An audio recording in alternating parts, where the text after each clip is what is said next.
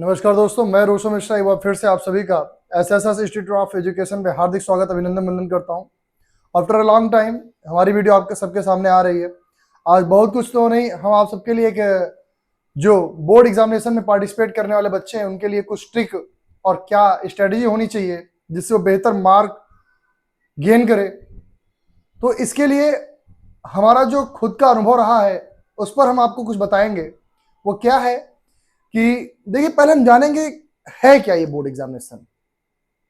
जब हम इस चीज को समझ जाएंगे तो हमारी प्रिपरेशन और हमारा जो स्ट्रेटजी होगा ऑटोमेटिकली वो बदल जाएगा। काफी दिन से बच्चों का ये डिमांड था, सर कोई आप ऐसा क्लास जरूर दीजिए जिससे हमारी तैयारी बेहतर तरीके से हो पाए। और ये सारी चीजें देखते हैं। चलिए हम आपको बताते हैं क्या तरीका है और कैसे हम आसानी से अच्छे मार्क्स गेन कर सकते हैं। हम 50 से 95 मतलब 50 to 95 या 50 to 100 कैसे गेन करें, इसके लिए हम आपको एकदम इजीएस्ट वे में समझाएंगे कैसे आप आसानी से कम मेहनत करके अच्छा गेन कर सकते हो। तो पहला हमारा जो इस पर कॉन्सेप्ट होना चाहिए वो ये समझना चाहिए, सर हार्ड वर्क बच्चों का ये आता है, सर हार्ड वर्क करना चाहिए, ऑफकोर्स करना चाहिए।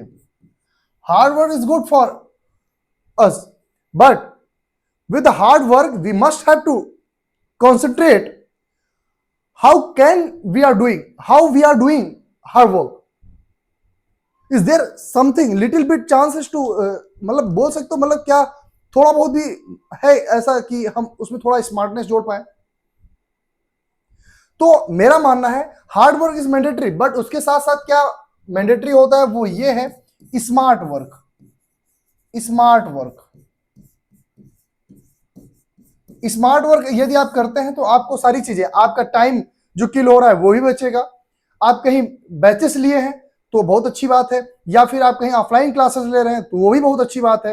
ध्यान दीजिएगा, आपका टाइम मैनेजमेंट नहीं हो पाता है तो उसी टाइम मैनेजमेंट पर हम थोड़ा सा आपको कुछ समझाना चाहेंगे कि देखिए स्मार्ट वर्क कैसे किया जाता है बच्चों। तो हम आपको सिंपल वे बताना चाहूंगा कि आप अपना जो वर्क है, जो एकेडमिक्स वर्क है वो एकेडमी में कंप्लीट करिए, और जो आपके इंस्टीट्यूट रिलेटेड टू कोचिंग या फिर ऑफलाइन बैच हो या ऑनलाइन बैच हो उसका उसी टाइम के विद इन टाइम आप अगर उसे कंप्लीट करते हैं तो आपका टाइम आसानी से बचेगा और टाइम मैनेजमेंट आसानी से हो पाएगा।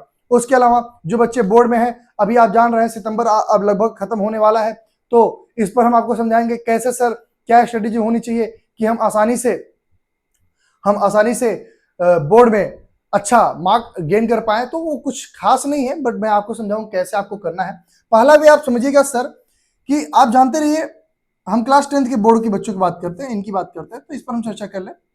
अब देखिए, आप 2025-26 में पार्टिसिपेट कर रहे हैं, है ना। 2025-26 में आपका एग्जाम होना है सर, तो इसका क्या तरीका होगा, किस तरीके से हम लोग इसमें अच्छा कर सकते हैं, तो आपको हम समझाते हैं। पहले आप समझिए भाई, प्रीवियस ईयर हम चलते हैं। प्रीवियस ईयर में हमने देखा 2024 और 25 में जब मैंने देखा, हम क्या पाए, हमने ये पाया कि उस समय लगभग मोर देन 20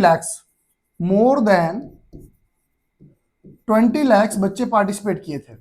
ऑलराइट, अब इस बार हो सकता है 2-3 लाख बच्चे और बढ़ जाए, 2-3 लाख बच्चे और बढ़ गए, ठीक है। आपका जो कंपटीशन है, ध्यान दीजिएगा, कंपटीशन आपका अपने एकेडमी से नहीं होना चाहिए। आपका जो कंपटीशन होना चाहिए वो ऑल इंडिया के बच्चे हो, वो फिर चाहे जिस एकेडमी से बिलोंग करते हो, या हो सकता है जैसे हम विलेज में जो रूरल एरिया में बच्चे पढ़ रहे हैं सीबीएसई बोर्ड से, उनको बेहतर फैकल्टी नहीं मिल पा रही है। जो बच्चे अर्बन एरिया में पढ़ रहे हैं उनके पास फैकल्टीज अच्छी है।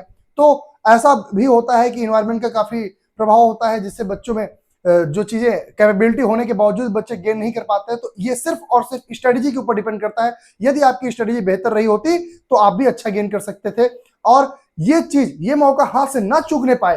तो आप सभी बच्चों के लिए ये है कि ध्यान दीजिए, आपका जो कंपटीशन है वो केवल आपके एकेडमी के बच्चों के साथ नहीं होना चाहिए या आपके डिस्ट्रिक्ट के बच्चों के साथ नहीं होना चाहिए। आपका जो कंपटीशन होना चाहिए ऑल ओवर इंडिया में जितने बच्चे पार्टिसिपेट कर रहे हैं उन सबके साथ। अगर आपके माइंड में ये मेंटालिटी बनेगी, then you will succeed. Alright, तो चलिए हम बात करेंगे।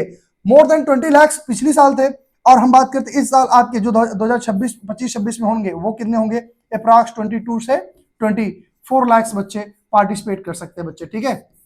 इतने बच्चे पार्टिसिपेट कर रहे हैं। केवल क्लास 10th के बच्चों की हम बात कर रहे हैं बच्चों, भी इसमें 10th 12th दोनों की बात है। देखिए, बस आप समझते रहिए कैसे आपको इस पे पार्टिसिपेट करना है और कैसे आपकी स्ट्रेटेजी होनी चाहिए, इसको समझते रहिए।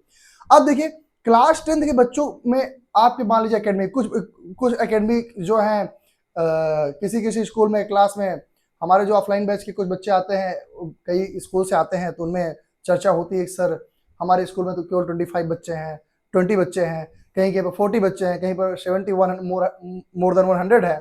तो उन सबके लिए बता रहा हूँ भैया, आपका जो कंपटीशन है वो उन बच्चों से नहीं होना चाहिए। आपका कंपटीशन वो 20 से 25 लाख बच्चों के साथ होना चाहिए।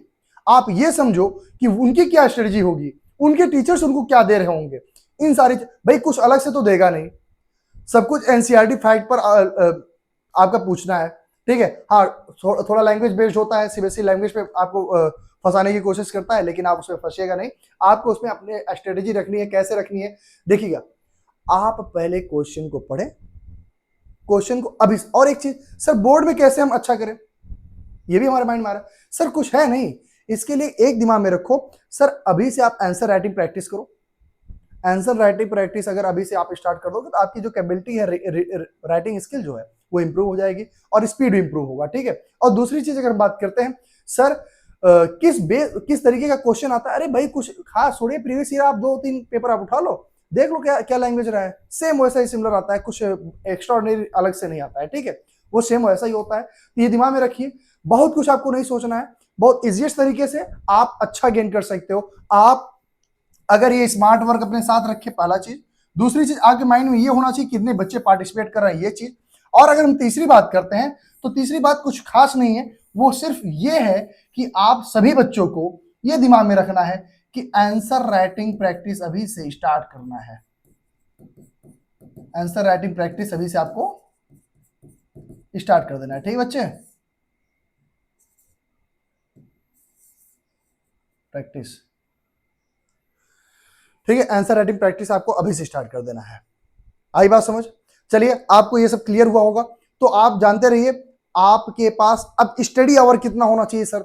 आप देखिएगा, अगर आप कहीं ऑफलाइन बैच लें, ऑनलाइन बैच लें, चाहे जो भी है उसके लिए कोई मैटर नहीं करता है। स्कूल तो भाई आपको 5 से 6 घंटे जाने, देखिए ऑल ओवर 24 आवर आपके पास है, कितने हैं ऑल ओवर आपके पास, कितने हैं 24 आवर है, राइट। अब इन 24 आवर्स में मिनिमम तो आप भाई 8 से 8 नहीं बोल सकते, 6 to 8 आवर आप सो रहे होंगे, 6 to 8 आवर आप क्या करो बच्चे, सो रहे हो, ठीक है। इसके बाद क्या है, 6 से 8 घंटे सोने के बाद आप क्या कर रहे हो, इसके बाद आप 6 से 8 सोने के बाद आपके पास बचा कितना, रिमेनिंग कितना बच रहा है भैया, आपके पास 16 आवर बच रहा है, ठीक है। 16 आवर में आप देखो 16 आवर रिमेनिंग बचे हैं। 16 आवर में आप ध्यान से देखिएगा, आपके लगभग 6 घंटे किस में चले गए, स्कूल के लिए चले गए, ठीक है।